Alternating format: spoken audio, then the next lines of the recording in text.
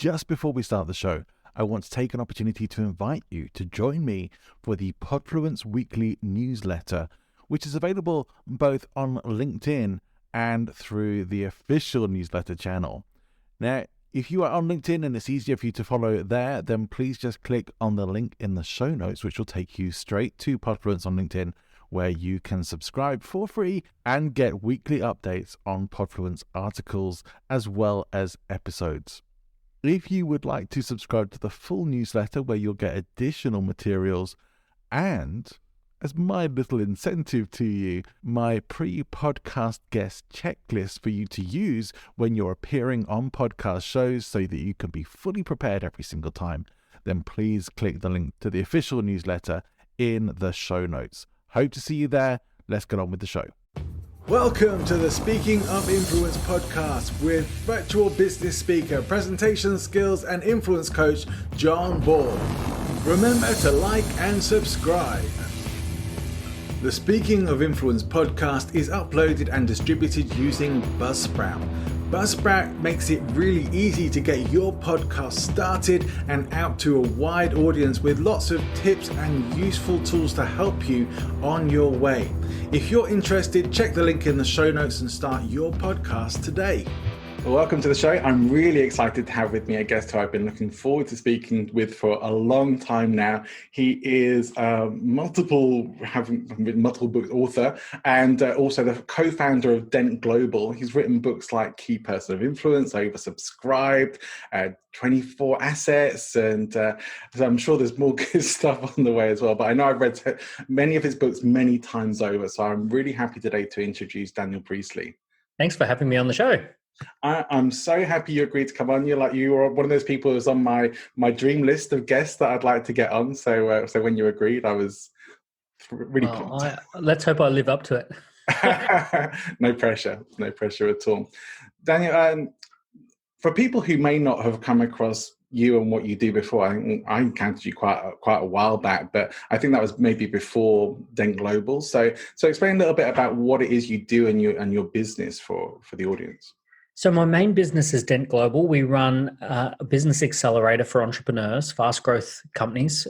We operate in the Asia Pacific region, in the EMEA region, and also in Americas. So we actually have a major office in Sydney, London, and Toronto.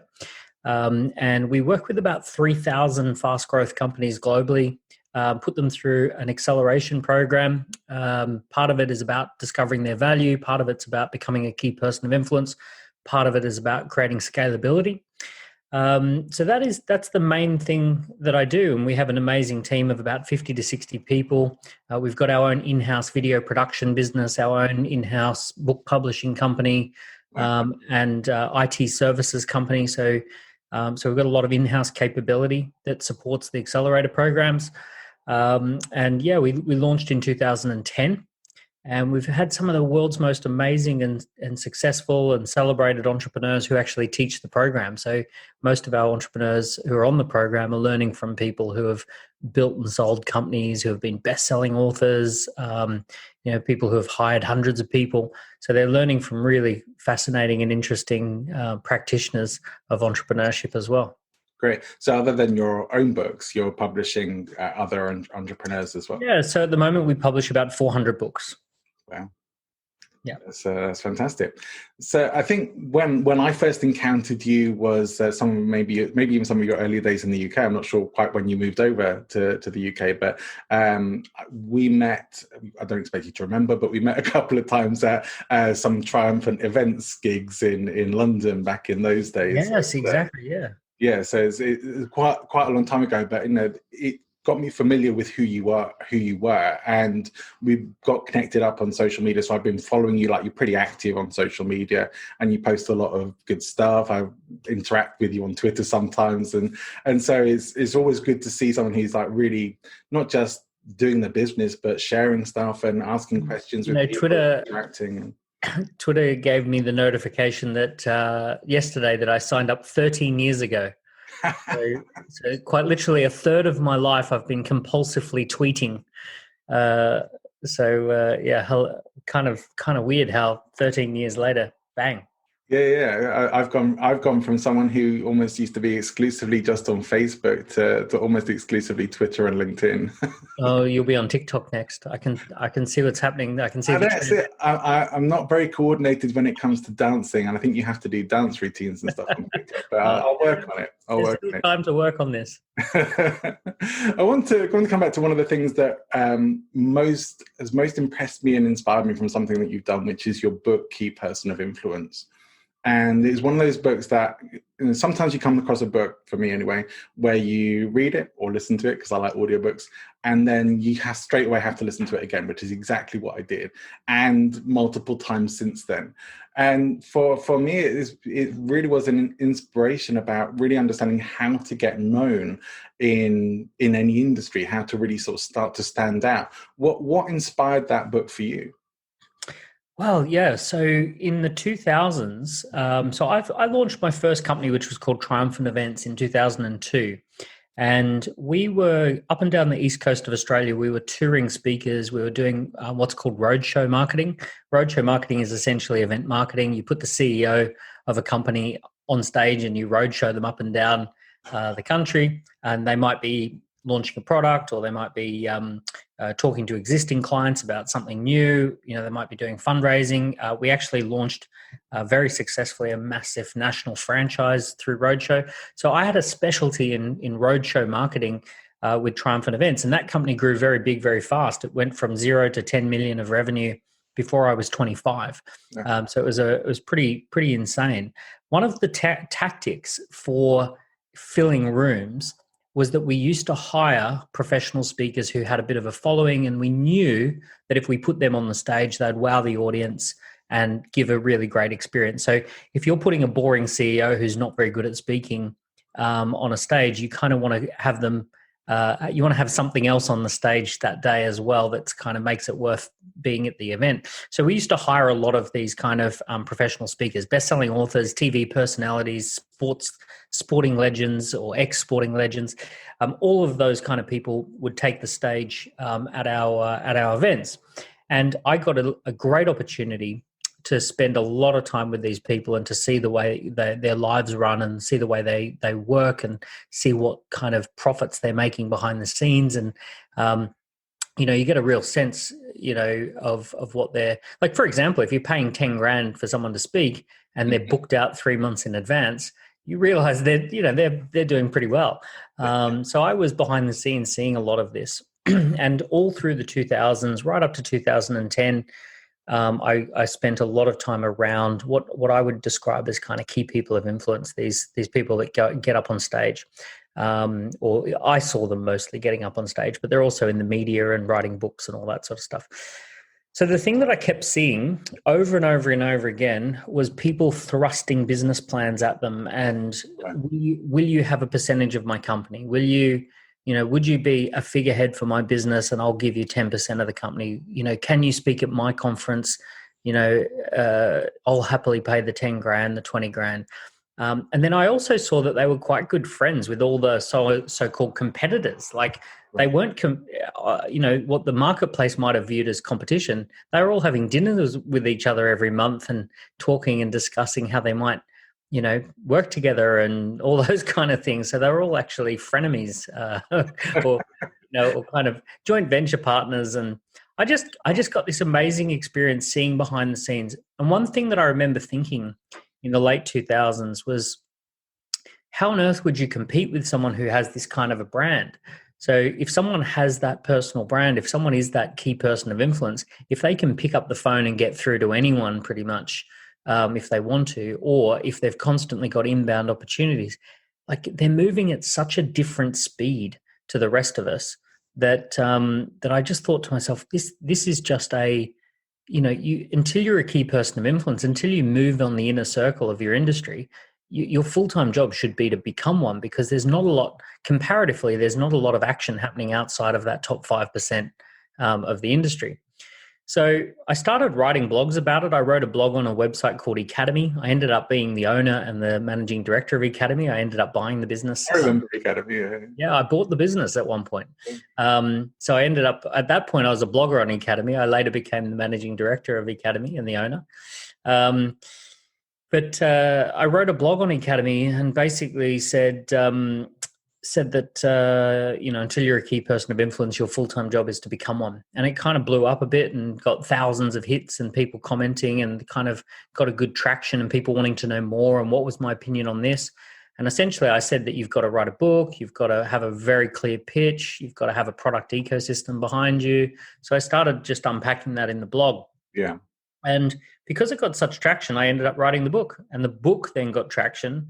And it's actually quite hilarious that my strategy for becoming a key person of influence was to write a book called Key Person of Influence. It was a very literal approach to moving to the inner circle. But one, that's what people want to know about. But at what point for you then did you actually feel like you had become a key person of influence? Probably when I started getting paid to speak. I think the kind of some of the breakthrough moments for me, I mean, I was speaking at my own events, obviously, but then there was times where people would start emailing and saying, hey, we've got a conference and we'll pay you, silly money to come and speak at the conference. And it was like, oh, wow, okay. And getting paid to speak around the world and, those kind of things. And also people coming up and asking for a signed copy of the book is pretty special. I can tell you, that if you've got even, anything less than being a Zen monk, and having your ego completely in check. But there's something very nice when someone comes up and says, hey, I love your book. Could I get a signed copy? And it's like, whoa, yes, that's, I always act cool, but on the inside, I'm like really kind of glowing. I can well imagine. I can put myself in that position, and I would be pretty thrilled myself. And so that's a great place to get to. But so you kind of followed your own process and wrote about it and kind of became a key person of influence from doing that process. One of the things that you talk about in there that I think did actually really hit with me was about writing a book. And I've heard some professional speakers talk about this as well. It's a similar kind of philosophy, I think, of that having a book is the best business card you could ever have. I think you kind of say something very much the same effect in your book. Yeah, it's the best business card. Well, one of the sayings that has kind of like a lot of people like, I say that the book that changes your life the most is not one you read, it's one that you write. And there's a lot of reasons for that. So one reason is that a book is an amazing, I'd say it's beyond a business card, actually. It's far more than a business card. It's almost like a salesperson or a business development manager who's out there meeting people. Whereas a business card might have your contact details, your book has your whole story, and it has your whole value proposition, and it has your whole, it typically will have case studies and stories and insights and data and research. And if people read the book, typically a well-written book, people put down the book and they think, gee, I'd love to do something with this person. I recently actually read a book that I immediately got in touch with the author and booked 5 coaching sessions with them and said, I'd love to, I looked on the website, noticed that they do coaching sessions and said, yeah, great. I'd love to do some coaching sessions with you. So, I just thought, great, this is a great, now this person's on the other side of the world and they're going to be doing some coaching with me around fitness, and, sort of health and wellness and fitness and stuff. And it's like, that's the power of a book. How would that, prior to having a book, how would that person in Texas pick up a client in London? Who's super pumped to talk. So, I have a client call tonight where someone's booked me to do a call with them, a chain of clinics in California. And I do that call at 8 p.m. till 10 p.m. tonight so that we're on the right time zone for California. And we're doing some work with their leadership team, and how did that happen? Because of the book. Yes. So, I mean, it can't just be any old book, right? You mean it has to be something that's giving value and that people are like going to read it and think, I definitely want to work with that person. They know what they're talking about. Yeah, there's a certain formula to writing a book. You want to really convey, you've got to be able to put your best foot forward. You've got to, I think the textbook style book doesn't really have that wow factor. If it kind of looks like just a book that, anyone could have compiled the research and, here's the stock standard, answers. It's got to have a little bit of a spin to things. It's got to be your take on things, your unique perspective. it needs to tell your story and share a little bit about you and what you've been through. And, it has to have that little bit of spice in the book where it tells the reader who you are and what you've achieved. Now this brings up another issue. A lot of people say, well, that's all well and good if you've captained a rugby team or if you've, floated your company for $1 billion, but, what about for ordinary people? Now, I've been working with thousands of people over the last 10 years, many of whom have written books. And one thing that we've discovered is this concept called the mountain of value. And the mountain of value is, if you imagine that you climb up to the top of a mountain and you're standing on top of this huge mountain, you can actually see the entire horizon, everything around you. But the one thing you can't see is the mountain. Right. And what I use to describe what I'm saying there is that when you're standing on a mountain of value, which many of our listeners will be, to you, it seems pretty mundane and it seems pretty boring. It's like, of course, yeah, I've done some award-winning projects, or I've done that interesting little thing, or even I've had a failure. I've been punched in the face and I had that real setback and I had to recover from that. And actually that could be incredibly valuable to a reader. It's, people don't only want to read books by billionaires and sports stars. They want to actually read books by people who they can relate to. The whole idea is that, maybe I don't want to read a book by an athlete. Maybe I want to read a book by a father of four who has to fit fitness in around having kids and, type thing. It's interesting because it's reminding me of a conversation I had with a guy called Matthew Dix, who's an award-winning storyteller and writes about storytelling as well as being a successful fictional author as well. And he was saying similar kinds of things about telling stories, and that some people think they don't have a story to tell, and it's that sort of blind spot of our own lives, just thinking that our experience is mundane and not going to be that interesting to anyone. But when you actually start to unpack it, there's nearly always something there. But also that the most powerful stories aren't always the most wildest things that have ever happened. Like this guy I think has had two sort of close to death experiences and survived them, that aren't necessarily the most interesting things. That the most powerful stories are often the most just sat around the dinner table at home with the family and having a moment of realization. And that makes it much more relatable to a wider audience who's thinking, well, I can't ever relate having been in a car crash and thrown through the window. No. But I can relate to sitting around the table with my family and having those kinds of conversations. So I think that's a different context, but very similar. Earlier this year, I read a brilliant book called The Surrender Experiment, and the book opens up with this guy saying that when I was 23 years old, the most incredible thing happened to me, which I was sitting there in the living room having a conversation with a friend, and I noticed that I had an inner monologue. I noticed that I had a voice inside my head commenting on everything that was being said. And once I noticed it, I couldn't stand it. I couldn't stand this voice that just wouldn't shut up about everything.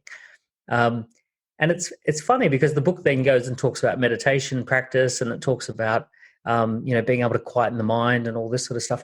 But it was hilarious because his big breakthrough moment, the big bang moment of the book, is sitting in a living room having a conversation and noticing his inner monologue. It was not being thrown through a windscreen or anything. But it's interesting because it's an incredibly captivating book, this particular book, and it's a lot of ordinary experiences, but he unpacks them really well. I want a flip side on that. And the flip side is I work with a client who is a Paralympic world record holder, gold medal Paralympic athlete, phenomenal guy, has a kind of blindness, and he's also a cycling champion. So he does this tandem bike riding. And when I talk to him about, being at the Olympics and, Team GB and being in Brazil and being in China and representing the country and all that sort of stuff, he sort of says, well, it is just a bike race. And, what you do, Daniel, is really interesting. But, what I do, it kind of, it's interesting for a few days once every 4 years, but it's really quite mundane for most of that time. And it's kind of hilarious. In his mind, what he does is really kind of dull and tedious. with a few high points, and that I'm doing really interesting stuff. And I'm sitting there looking at him going, it's incredible what you do. And, and we kind of bring out the best in each other by kind of reflecting back and saying, don't devalue your story. It's amazing stuff. Yeah. And it's often what makes you more accessible to other people as well. Is what people want to get. But yeah, we have that tendency, like we tend to see things just from our perspective and think that other people know what we know, or have more interesting lives than we do. It's very hard to see what's not inside your head sometimes. But, yeah, completely. Yeah. Coming back then to the key person of influence stuff, and one of the things that I focus on a lot in my podcast is about public speaking skills. In fact, my work is teaching and training public speaking skills as well. Everyone has their own journey to becoming a speaker. You started getting on the stage when were you doing your events? Was that the first time you ever did any kind of public speaking? And I'd just like to hear a bit more about your development, because you're someone who regularly does speaking events now. So at first I was doing roadshow marketing, and my business Triumphant Events really focused on this roadshow concept. But it was all behind the scenes. It was actually, my job was filling rooms and coordinating the roadshow. Almost never, I actually, that's not true. What I did do is I would often introduce the first speaker. So I would, hi, I'm Daniel. I'm the founder of Triumphant Events, and we've brought you here and we've organized this event. And our team is here, and our fire exits are here, and our lunch breaks will be at this time, and all of that. Now to our speaker. So I would often do those kind of just the basic MC kind of role. So I wasn't unfamiliar of what it's like to walk up on stage and see 200 faces looking up at you. That I kind of got dipped in for 5 minutes at a time when we were doing that. So I kind of did slightly lose my fear of public speaking just by doing that, on a semi-regular basis. But we were doing a roadshow in 2004 with the CEO of a franchise, and we'd booked, we ended up doing 174 events that year, 2004, 2005. It was like 3 a week for the year. It was incredible, insane, non-stop roadshow that never ended for a year. And we got about 3 or 4 weeks in, and one of the downsides of what I was doing was I would hear the same presentation over and over and over and over. And it was just like, I could do the damn thing in my sleep. Anyway, 3 or 4 weeks in, and I've heard this presentation, I've now heard it 15 times, and I've gotten it, well and truly in my head, and it's a great presentation, a 2-hour presentation.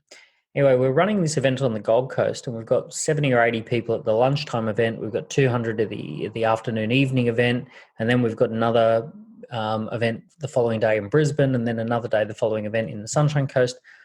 And the speaker comes in, and he's not dressed for going on stage. He says, "Daniel, I'm so sorry. My father's been taken to hospital with a heart condition, and I need to go into hospital." And he said, "Look, you know the presentation. You've heard it plenty of times. Can you just do this lunchtime one, maybe the evening one, and just take people through the slide deck while I go to the hospital?" Okay, 2-hour presentation. Okay, let's go with it. So I jump up on stage and I deliver. I just let people know the CEO's had to go to hospital, but I'll be taking you through the presentation.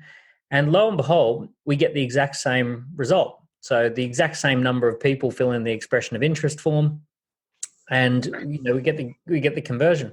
And then I did it again that night, and we get the conversion again. And the CEO twigged with this immediately, and he says, "Oh, Daniel, you got the exact same result. I guess I don't have to do the presentation anymore." And I went, "Well, if you want to pay me a speaking fee," because bear in mind I'd done a lot of speaking fees, I'd negotiated a lot of speaking fees in the years.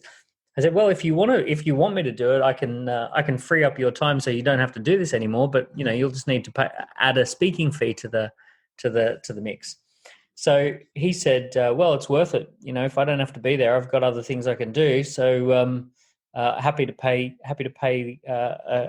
a speaking fee. So I negotiated myself a speaking fee, which I'd never kind of done before. And next thing you know, I'm delivering 3 or 4 presentations a week as a paid speaker, paid presenter.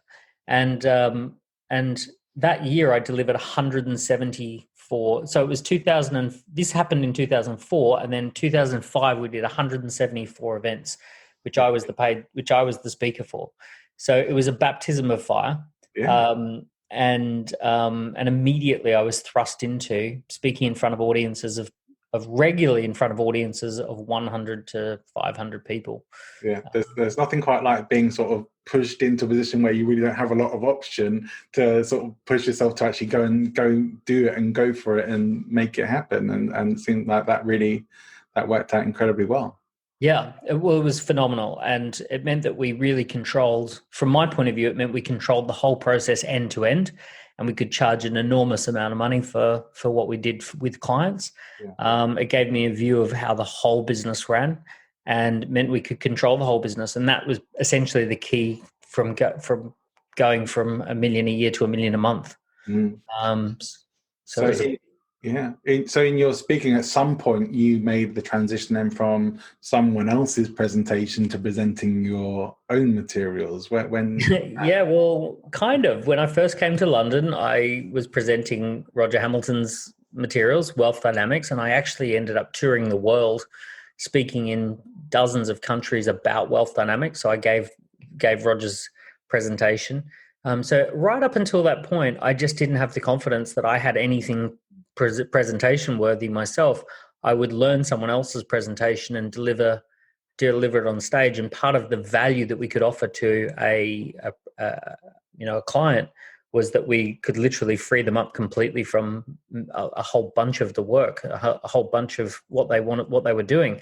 So Roger had created Wealth Dynamics, and I literally flew around the world presenting Wealth Dynamics all over the world, and also in the UK. So it was this kind of, that was my next major speaking experience, being a global speaker presenting someone else's work. I think that was where I first encountered you at an event at I think it was Earl's Court Exhibition Centre or something like that. But, it could have been that. Yeah, it was that sort of thing. Was it myself or was it Roger? Well, both. I already had met Roger before that, so and I think maybe I'd been to another event before that, but that was the event where I first actually first remembered meeting you. So. Yeah, so that was at that particular time. Didn't have any content myself, just purely parroting someone else's content, but building confidence as a speaker. Yeah, which is super important and a really good thing to have. I got offered a training position with a company some years ago and had the choice of could have gone down that path. Didn't look very steady at the time, but I wanted to do my own thing. I wanted to say what I wanted to say, and ended up not going down the route where I could see the benefits of it from, as you're saying, like getting into that habit and being conditioned to speaking to a larger room. Kind of being like a tribute band, a gigging musician who's doing backup musician versus someone who's writing the songs and performing their own songs. Yeah. What for you then, in terms of whether it's as a speaker or anyone in public life, what makes somebody a key person of influence other than having their own book? So in the book, I talk about 5 things. The first one is a pitch. So it's one thing to give a great, inspiring talk, but the world of that has kind of moved on. There was these Zig Ziglars of the world and Bob Proctors of the world who literally just turned up. Their product was just talking and giving a canned talk, and they would have their canned 2-hour keynote, and they turned up and they gave this motivational talk, and that very much kind of they got to the height of that model. Most key people of influence have a very clear idea as to what they're pitching. So they're using the stage as a way of leveraging and pitching some sort of big idea. So think Elon Musk launching Cybertruck. Think Steve Jobs or Tim Cook launching a piece of technology from stage. So it's like this, the first question is, what are you going to be up on stage pitching? What idea are you pitching? What is it you want people to go and do? What movement do you want to create as a result of you being on stage? Because even if you are a motivational speaker, let's say, the best of the best are the ones who can pitch people to do something that they weren't going to do prior to hearing you speak. The true measure of a great speaker is they move you to some sort of action that you weren't going to take an hour earlier. So perhaps they inspire you around health and fitness. Maybe they inspire you to take your relationship to a different level. Whatever it is, but they're a brilliant speaker pitches you an idea that makes you do something different that you weren't going to do an hour ago. That's a great, that essentially is the greatest speaking. If people sort of go, oh, that was entertaining, that was nice. It's great, good showmanship, but it's not that kind of influencer. Yes. So the first one is pitching. The next one is publishing. So we already talked about the book. The book is also a bit of, I will say this, it's a bit of a filter. As an event booker, as an event organizer, someone who's a conference organizer, I don't know why, but there's just this ingrained thing about booking speakers who have a book. And I don't know why that is like this common filter, but try and think of any of the major speakers who don't have a book. Like it's really rare that they haven't written it themselves, right?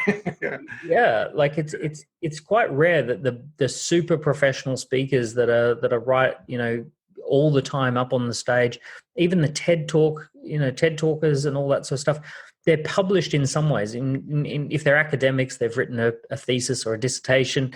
Sometimes they're New York Times columnists, but more often than not, they've got a book. Like I'd say something like 90% of the TED Talkers have got books written. Not before, then definitely afterwards. Yeah, exactly. After the 1 million views a month is over. So it's a bit of a filter. The third one is a product ecosystem. So one of the things that key people of influence have is a way of making money that is not leveraging their time, so that they can set foot on stage, they can give a great presentation, and then if people want to buy something, it's anything but their time, because as soon as you're into the job of selling purely and simply your time for money, especially in a linear way, where one client is 1 unit of additional work, and that 10 clients is 10 units of work and 100 clients is 100 units of work. Sometimes you might be selling your time, but it's leveraged. So 100 clients is no different to working with 10 clients. So they typically have product so that they can make money through other ways other than just speaking fees. I will say that the age of speaking fees is a little bit complex now. That it is. Yeah, pure and speeches. Yeah, there's very few speakers who can genuinely just say, "I'm $5,000 to give a talk." Like that's it. And my full value is you pay me for a keynote, and then I give a keynote, and then that's it. Like there's very few people. Normally it's ex-sporting legends or like some top academic or something like that. There's very few of them. But the ones who make the most money are the ones who actually can afford to speak for free because if they want to, because they know that the wheels will go spinning in the background. So Elon Musk doesn't charge a speaking fee. He turns up and he sells $10 billion worth of Cybertrucks. Yeah. So product, profile. I define profile very simply as you are who Google says you are. So if I Google you and a bunch of really good stuff comes up and I can see you've got a tribe and a following and you've got good things on page 1, 2, and 3 of Google, that tends to be, okay, this is a good person I want on stage. What you do not want if you're an event organizer, you don't want anyone who's got any controversy around them. You don't want a speaker who you Google them and there's some sort of fight raging around them. There's haters and there's people who are polarized around them. You want a nice, smooth event, and you just want a good, clean, good quality profile, so that when your people are thinking about buying a ticket to the event and they Google the speakers, it's like, oh yeah, these look like great speakers. I'm looking forward to the event. So profile is about having a nice, It doesn't mean you've got 1 million followers on Instagram or that you're a New York Times, columnist or something like that. It's just that if I Google you, it's full of really good stuff, reaffirming who you are. And then partnership is the ability to bring more to the table, not just yourself, the ability to bring in partners, the ability to have relationships that form strategic joint ventures, product partnerships, brand partnerships. All of that sort of stuff really makes you a key person of influence. So those are the 5 Ps: pitch, publish, product, profile, partnership. And when you have those 5 Ps in place, you very rapidly kind of move to that inner circle of the industry. Yeah, and do all of the 5 pieces need to be there, do you think? They tend to multiply against each other. So as with any multiplication, if any multiplication series is a 0, it kind of zeroes off everything else. So you might have some that are stronger and weaker than others, but it tends to be that, if you've got a weakness and you bring it up, it multiplies against the whole rest of, the weakness. So for example, there's this guy called Jay Shetty who has 50 million followers on, he's a friend of mine. I actually knew him when he was just starting out, which was kind of cool. I used to meet him in Euston Station, like back before he was famous. And, but today he's got like 50 million followers on social media. He's got 7 million Instagram followers. He's got all that, but he's only just putting his book out at the moment. So his book goes live this week, and he hadn't published that book. But watch what will happen. What will happen is that hundreds of thousands of people are going to buy that book. They're going to read that book, and it's going to galvanize who he is to them. So they have a superficial relationship with him currently, looking at his Instagram feed. But as soon as they read that book, suddenly they go, oh wow, I'm loyal to this guy. I want to know more about him. I won't just turn up if he's in town. I'll pay to turn up if he's in town because I've read the book. So what I'm expecting to see is in the year ahead, he will actually go right up a whole other level as he gets 100,000 true fans. What was the hardest part about writing your first book for you?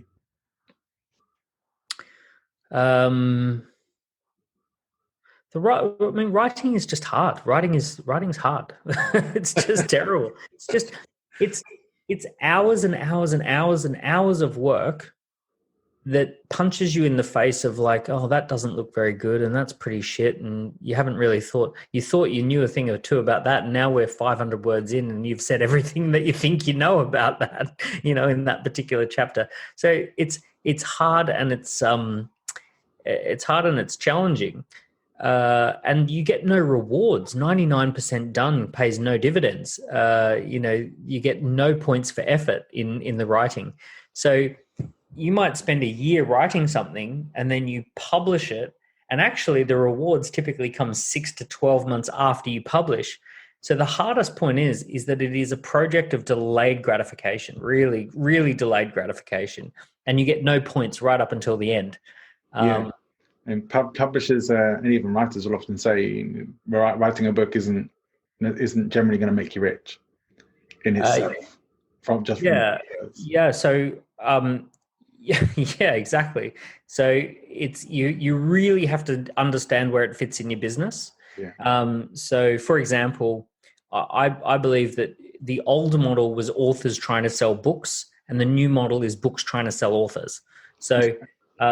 Right. Do you know the reason? So the top secret behind the scenes expose secret of me is that I actually gave away thousands of books.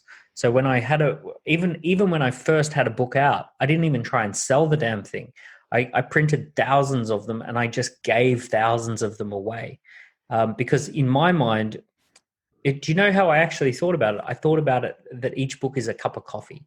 So I would think to myself, and this happened to me because one of my speakers who I ended up spending hundreds of thousands of dollars with, I had bumped into him at a conference. He knew I was a conference organizer, and he said, Daniel, I would love for you to consider me as a speaker at your events. Can I send you some books? And I said, yeah, sure.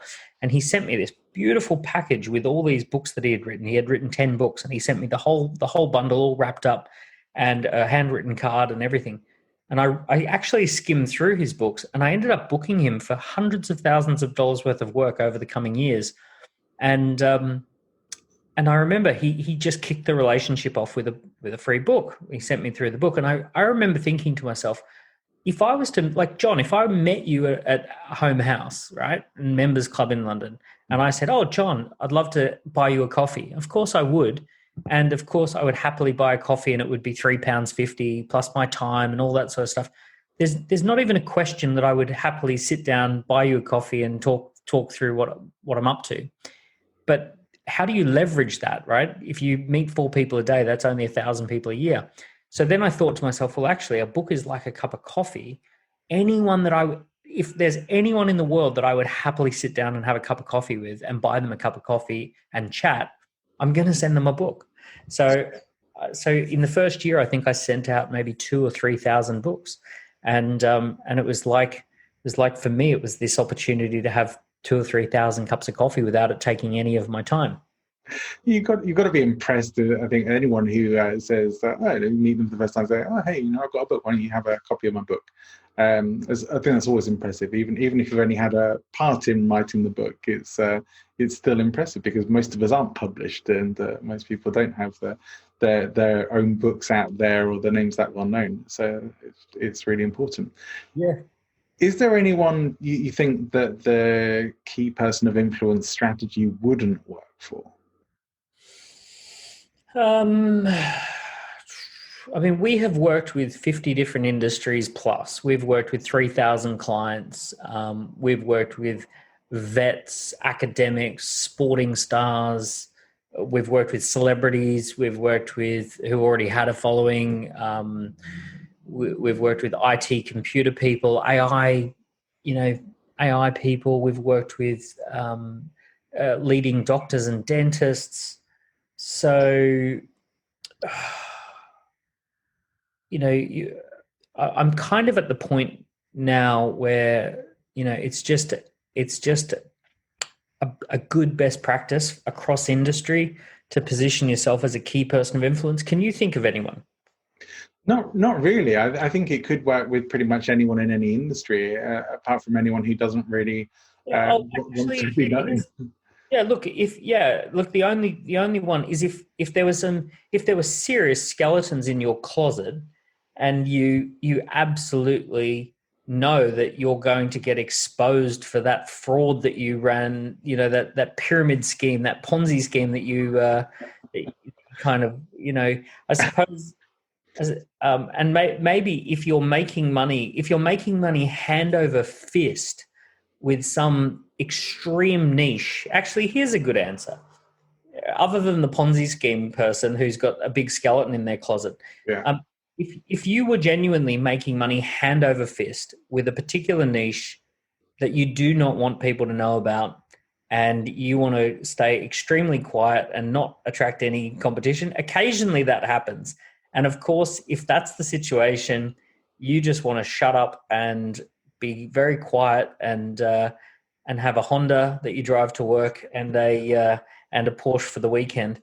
But so I have come across a few people who have actually said to me, Daniel, I want to be anything but a key person of influence. I want to keep quiet because what I'm doing is working extremely well, and I don't really want to signal to the market that they should come and compete. One of the things, I mean, that's a great answer, and I can see that works as well. But one of the things that I often say to people, because of working in the world of presentation skills and public speaking, is that we are now in an age where we are in the AI revolution, and it's already happening. It's already going on. So many of the roles and jobs that exist today will, over time, as is already happening, be replaced by algorithms or by robots. And so, Andres Oppenheimer, in his book, The Robots Are Coming, he says that the two areas that are definitely protected and still growing at the moment are education and entertainment.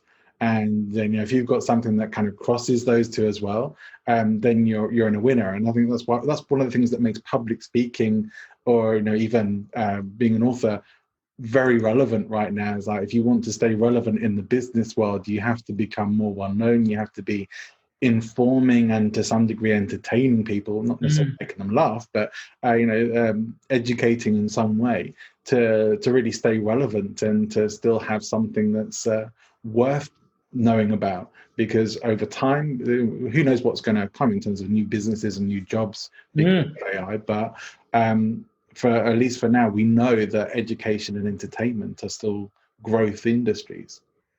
Yes and no. Look, behind me is a painting that was created by a robot, and it's a humanoid robot that is programmed with a algorithm from Oxford University to emulate creativity and to come up with new things on its own. And it's called Ada, Ada as Ada the robot. And basically, so if anyone listening, they want to Google and see what's behind me, it's Ada the robot is the artist. Here's the issue with education and entertainment. One great educator and one great entertainer can now look after 1 billion people pretty easily. This is a problem that we're moving into. If you think about 100 years ago, had Alicia Keys been a singer 100 years ago, she would have been in a piano bar in New York playing to audiences of 50 people at a time. And there is absolutely no possible way in hell that she could have been simultaneously playing to an audience in London and an audience in Sydney and an audience in Singapore. Even though she's got a cracking good voice, she could only play to 50 people at a time. Today, if you've got a voice like Alicia Keys, you can play to 1 billion people a day, or millions of people a day all over the world on their time scale, whenever they want, wherever they want. So you actually don't need all that many amazing, talented musicians. A few hundred musicians can keep the whole world entertained.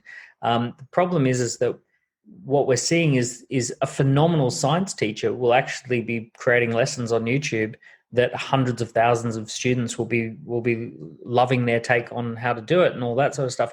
You've got to be surfing this wave. You've got to be ahead of the curve. We're going to see a polarized society going forward where essentially there's going to be more haves and have-nots, less of a blend of that middle class doing well despite not being terribly special. You're actually going to see the middle class in the Western world competing with people in Turkey and Philippines and Indonesia and Pakistan and India, all of those kind of places that have lots of young, talented, educated people who are quite happy for $75 a day to be doing a professional white collar kind of job. So you're going to have a lot of people competing for that, more than ever. For some reason, you make me think of The Incredibles, that thing of if everyone has superpowers, then no one's special. Totally, yeah. This is the thing. I mean, I personally think that the kind of last industries are going to be hairdressing. At what point will we let a robot cut our hair? But I've seen these machines in Singapore. I think was the last place I saw them. These robot hairdressers. I wouldn't know myself, but yeah, they're already. I'm sure that they'll create it. I'm not sure I'd let a humanoid robot near me with some scissors. No, I don't think I would. But I've watched Space Odyssey too many times. I don't trust them. Yeah, exactly. But the real trick at the moment is, imagine it like this. Imagine in the 2010s, here's a visual. Imagine that there's these railway tracks that have been put down, and there's these incredible railway tracks going out to the world that if you want to, you can stick something on those railway tracks and they'll just go whoosh, straight down to Africa, straight down to Australia, off to New Zealand. And someone's gone and spent the money and the time to lay down those tracks where whatever you want to get out to the world, there is now this base infrastructure to do it. And you're either going to leverage that or you're not going to leverage that. And essentially, when you're doing something that's small and localized and non-digital, and realistically your business model can serve a limited number of people in a limited number of locations, you're essentially not leveraging those railway tracks. But as soon as you say, okay, I'm going to have a product that can go anywhere in the world, I'm going to have a book that can go anywhere in the world, I'm going to create content that can go anywhere in the world, I'm going to release videos and podcasts and all of that sort of stuff, You might not be the most famous person in the world, right? You might not be Justin Bieber or something like that. But even if you end up with 3,000 people who absolutely adore what you do and happy to subscribe to something, you're actually going to be pretty bulletproof. With a global following of people who quite like you and quite like what you're doing, provided you're leveraging those railway tracks.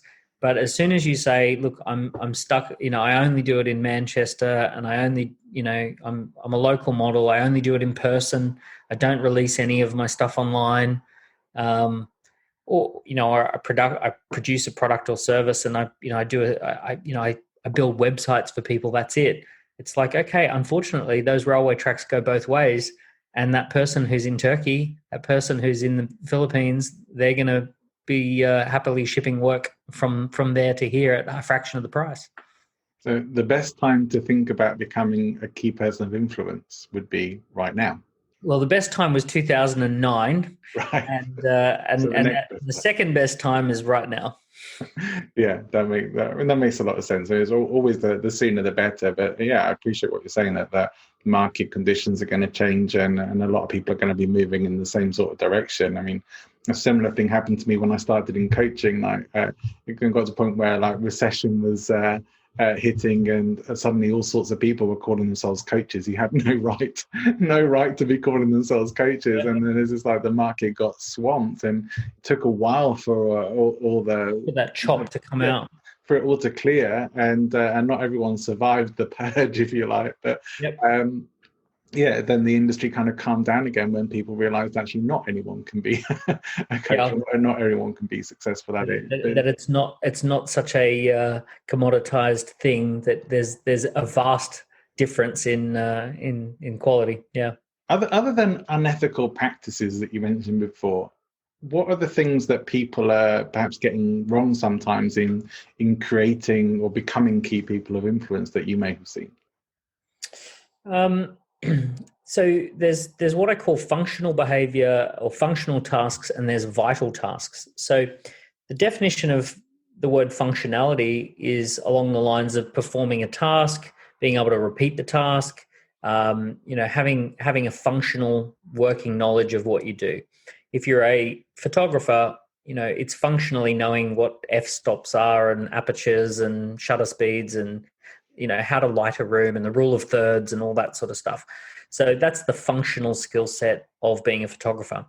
The word vital has two meanings, which is life force. So if something's full of vitality, it's got life force, and also irreplaceable. If something's vital, you can't really replace it. It's you can't do without it, that vital organ. So there's this set of skills, which is the irreplaceable life force skills. And all of school, your entire life, has been about accumulating functional skills. And what actually pays the bills at a certain point is not more functionality, it's more vitality. So the people who have the ability to become the irreplaceable life force of something, those are the ones who actually make a ton of money, and the functional people organize themselves around those people. So what people do wrong is they focus on more functionality, and it's kind of like, oh, well, I'll get a master's in finance, and I'll get an MBA, and I'll do that work myself, and I'm a really great dentist, so I'll do the dentistry myself. And I'm a really great web developer, so I'll do the web developing myself, and I'll just do all the things. I mean, even if you run it to the full extent, there are people who do jobs that you could outsource for £10 an hour, £15 an hour. So, I've actually seen entrepreneurs who build themselves out at £800 a day, spending a day doing their own accounting and bookkeeping, and they spend time, responding to endless emails, and they spend time doing their own social media. And I sit there and I go, you could have a social media manager on £100 a week. You could have a bookkeeper on £100 a week. You could have, you could literally have 3 or 4 people on £100 a week and free yourself up completely of all that stuff.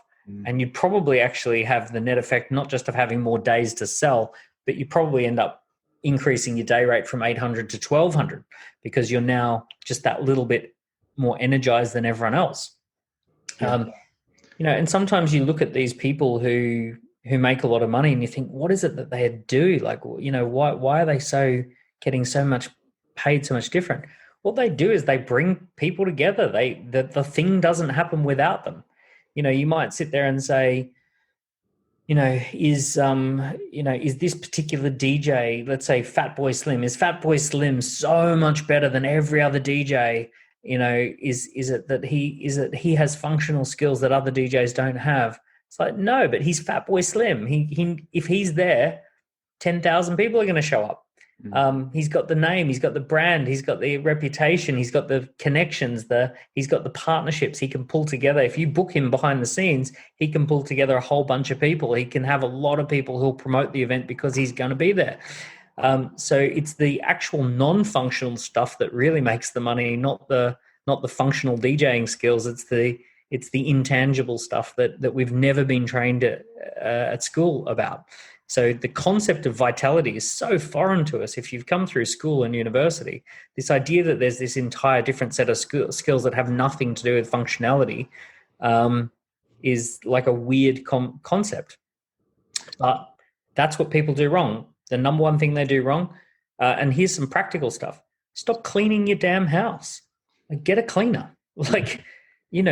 Get a cleaner, and pay the cleaner for 4 or 5 hours a week to come in and do the cleaning. And while they're there, while they're in your house, use that as a trigger to sit down and write up your case studies. Write an amazing blog that you're going to share on LinkedIn.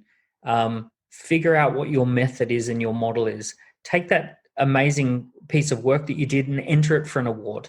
And, while the cleaner is cleaning your house, you are going to use that time to do something of high value that will set you up in the future. And that simple concept of outsourcing something functional while you focus on something vital that brings some life force into the business, that concept, you can blow that right up to the size of Microsoft and get the same sort of idea. But that kernel of the idea is hire a cleaner and write a blog while they're there. That idea is what most people should be doing. And here's the thing: if you think you know it, but you don't have a cleaner, and if you think you know it and you still respond to your own emails, and if you think you know it and you still do your own bookkeeping, you don't yet know it. Good advice indeed. I have one question more that I have to ask about Key Person of Influence, about your book, about the underlying theme. And maybe you get asked about this quite often.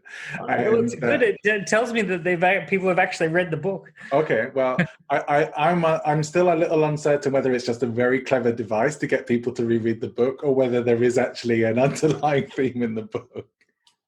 So there's no underlying theme in the book. What I'm referring to when I talk about the underlying theme, and for anyone who's not read the book, I open the book with the introduction, and I finish the introduction by saying, by the way, there's an underlying theme that you should pay attention to.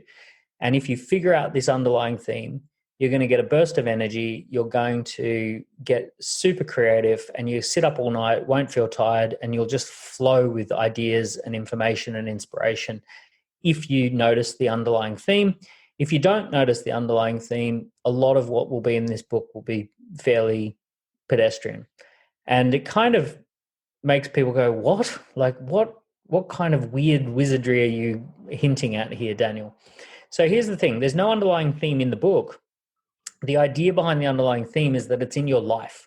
So there's a theme of, there's a kernel of something that happened in your origin story pre-age 10 or pre-age 15. There's something else that there's a moment of empowerment that happened before 20. There's a moment of empowerment that happened between 20 and 25. And all of it clusters around a similar idea. For me, having a garage sale when I was 10 years old, that first spark of entrepreneurial, it was actually sparked by a house fire where everything was water damaged or smoke damaged. And then I turned something negative into a positive through entrepreneurship. And there was something in that. And then there was another similar experience that was about the Boy Scout group that I was part of, and we had to raise money to fix a problem with the Scout Hall. And then there was this theme of problems happening, like problems that were negative and everyone was upset about. And then an entrepreneurial solution came and solved the problem. And for me personally, when I discovered that my theme is entrepreneurial solutions to big problems, and that the world's biggest problems could be solved with entrepreneurial mindset and entrepreneurial solutions. And then I kind of put language around that, which is I develop entrepreneurs to stand out, scale up, and make a dent in the universe. And I created a company around this idea of entrepreneurs solving meaningful problems.